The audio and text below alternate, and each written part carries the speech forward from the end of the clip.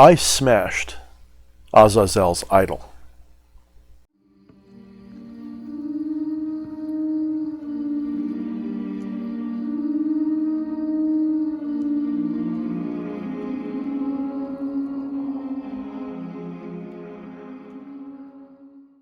How many of you would have the courage to take an idol from one of the most powerful spirits known to man and smash it, destroying it, after working so hard to create it, after blessing it and pouring your energy into it, anointing it with your blood many times in ritual? How many of you would do that? And why would you do it?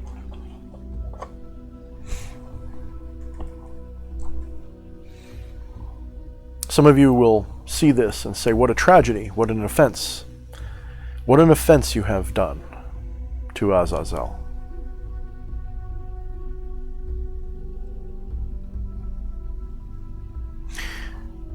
Azazel is a little bit ironic.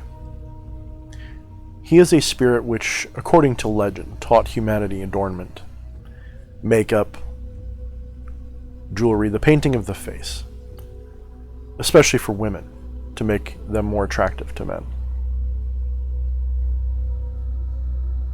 And despite this, he actually really doesn't like superficiality. He doesn't like showing off. When you work with him, he just doesn't like bullshit. He likes honesty, he likes sincerity.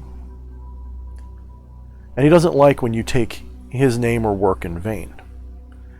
If you watch my older videos, Azazel, Demon in Review, you will know that the first time that I called him, or second really, in ritual, I asked him for a strong sign in ritual, and this offended him. Not to the point where he did anything to me, but he left my presence. Now, I had made this idol for him. I had purchased a skull on the internet, and it's just a little plaster or resin casting. I'm not sure exactly what it's made out of.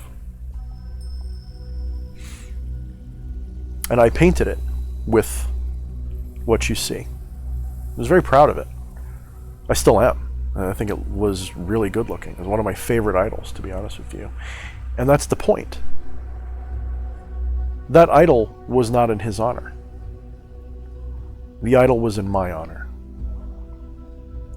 The idol was a way for me to show off my talents.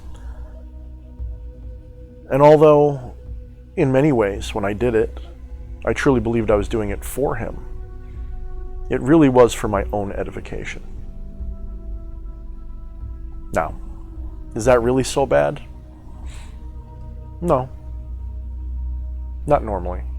But Azazel really doesn't like that kind of superficiality. It would be like having a really good friend and telling them that you care about them,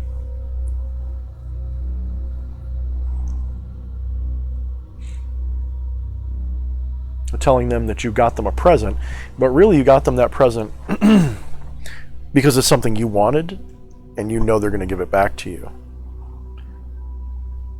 And in a way, that's what I did. Now this happened, I was talking with my friend EA Quitting. We were talking in a video conference. We'd just gotten done doing some hangout time. And I had been drinking quite a lot. We had been playing a Dungeons & Dragons game, actually. For those of you who don't know, EA is actually a big fan of stuff like that. He's a pretty fucking cool guy. So we had finished, and I had had way too much fake-ass absinthe. And I actually calculated my blood alcohol level to be easily close to 0.3. Because I had polished off about 24 ounces. And I weigh about 280.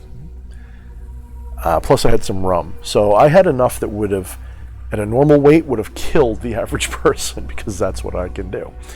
So I'm sloshed. But I'm still there enough, and I'm still thinking clearly enough. And while we're talking, I don't remember the full details of what we were saying, to be honest with you. But I remember very clearly the moment when I threw Azazel's idol across the room. And it was to prove a point.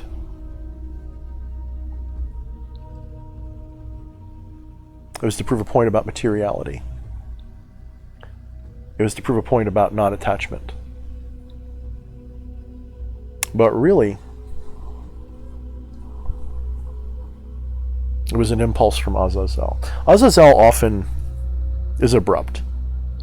He's got that Martian energy. He's even got that Saturnian energy too, in a way. As I had asked him once when talking about politics, talking about should I bring up politics? Should I talk about the bigger pictures that are going on right now? What happens if I lose fans, if people don't like my perspective? And his words were simply, fuck them. Those people who don't like what you're doing, fuck them. They don't matter. They're not who you're here for. It was a great message. I needed that message very badly. But he didn't offer a whole great deal of additional wisdom. It was simply, fuck them. I had to figure out the rest on my own. And the great irony is that he was right completely. And so this impulse to just throw his idol and smash it on the ground, it was in no way an offense to him. In a way, I set him free because I had, in my own mind, thought that this idol, this beautiful idol that I made, I was proud of it for myself.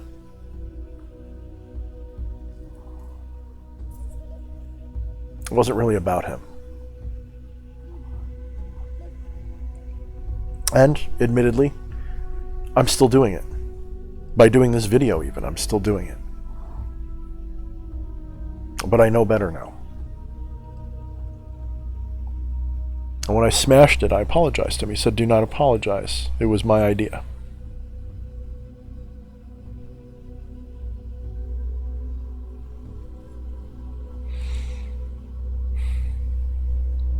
It was my idea. And I said, should I throw it out? Should I bury it? What should I do with the remnants? And he said, no. Continue using them as they are. This is my idol now, he said. And I'm thinking to myself, it wasn't your idol before? No, now it is my idol. I put the finishing touch on it, and it is as it is. Throw none of it out, keep it all, and in ritual, just set the pile upon your altar. Set the pile, set this crushed skull on your altar, just the way it is. However it lands, just put it there. All the little pieces. As a reminder, as a symbol. This is my idol, he said, mine. My reminder to you, Thorne.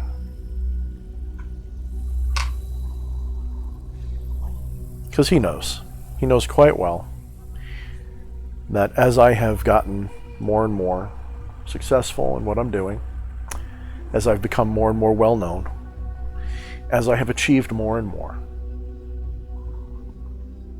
the floor show can sometimes take over. The effort to try to keep it interesting, because I get bored of my own work, to be brutally honest.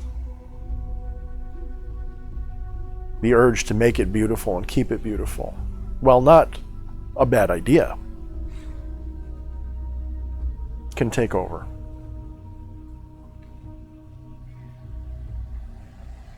When it is self-edifying and not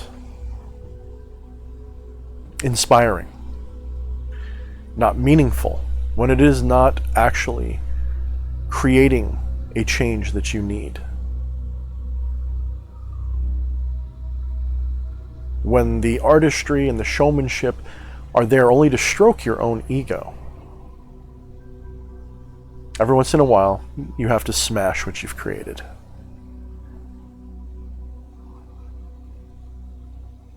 Now, I don't think the message is that I should strip all of this down and have an ugly background and simply use mundane things, but you can kind of get to a point where you're living in your own shadow. I've accomplished this, I've accomplished that. What's left? What's the next level? How do I keep pushing forward? How do I keep making my own self look awesome? Smash that idol, Thorne. Smash it. The spirits have given me what I asked for. They've given me a future, they've given me a career. They've given me the wisdom to build, to see. But I'm not done yet. I still have attachments. And I've built a new attachment for myself. I have a business now. I'm self-employed. I'm a self-employed consulting sorcerer, author, showman, personality. I wouldn't trade it. I fucking love it.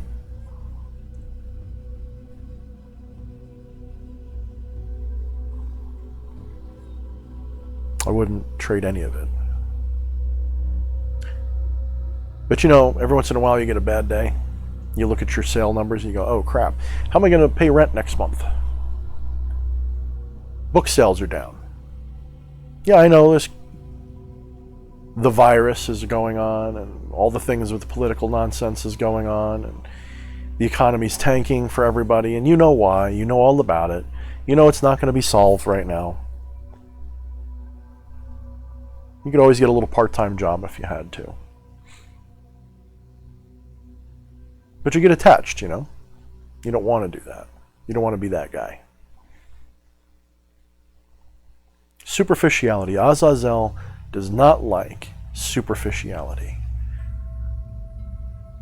And again, this might seem like a bit of a paradox for a spirit which teaches adornment. The key thing about good adornment, about good makeup, about good face painting is it doesn't replace, it accentuates. The best makeup artists don't create a face. They accentuate what's already there. They improve, maybe hiding a few blemishes and things that are not really the best part. And they accentuate what does work. If someone has beautiful eyes, they want to draw attention to the eyes. If someone has beautiful lips, they want to draw the attention to the lips. Maybe you've got really nice cheekbones. You've got a nice nose. And so the makeup artist will do what it takes to do that. Why do you think so many men like beards? Beards are more and more popular. I haven't really waxed mine today. I'm a little disheveled looking today, I suppose. Why do we like them? Well, I don't have a weak chin, but because I'm a little overweight, it's a lot better to have a beard because it helps accentuate my chin, makes my jawline stick out better. It's a form of makeup. It's a form of adornment. I'm not creating a face. I'm accentuating what works. And when I drew on that skull, I was adorning the skull. I was decorating it, making what was good about it look better. However, the idol did not adorn Azazel. It was covering him up. He doesn't need an idol. He'll accept one. He doesn't need one.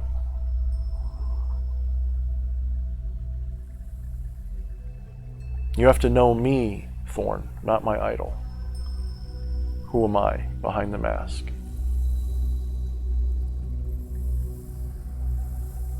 And so we smash his idol. We smash it and we remind ourselves we don't need it.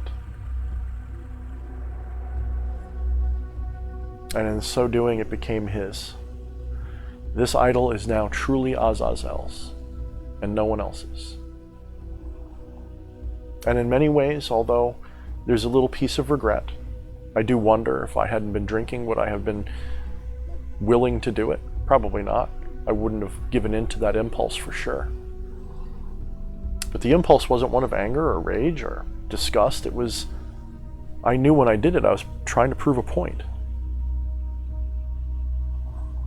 I was making a point to myself and EA. And it came from deep within, because I remember the thought, smash it. Smash me. Prove that you don't need me or my idol. I do wonder if I hadn't been drinking, would I have followed through with that impulse? Or would I have walked away? What would you have done? Obviously, knowing this story and how it goes, maybe you would have smashed it. But if you hadn't, if you didn't know the deeper message, would you figured out the message?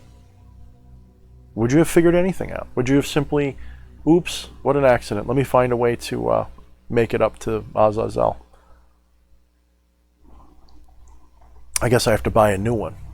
And I did, but it's not for him. I bought another skull. I don't know what I'm going to do with this new skull. It'll be different, that's for sure. But now this truly is his idol. I'm not encouraging you to do the same thing I did. I do wonder, though, if you could. And if you have, let me know in the comments. Tell me why. Was it a fit of rage, or was it to set the spirit free? Anyway, guys, this is D.H. Thorne. If you like my videos, if you like what I do, you can go down into the comments. You can leave me a comment. You can like. You can subscribe to my videos. You could buy my crap. In the first comment, I will have a pinned comment where you can find links to my book, Become the Maelstrom, Shadownomicon, and my newest book, The Infernal Vampire Handbook. They're pretty popular. I've been doing pretty well with them. Adornments, if you will. Maybe they'd be cool to adorn your own bookshelf with. Anyway, guys, until next time, mind the shadows.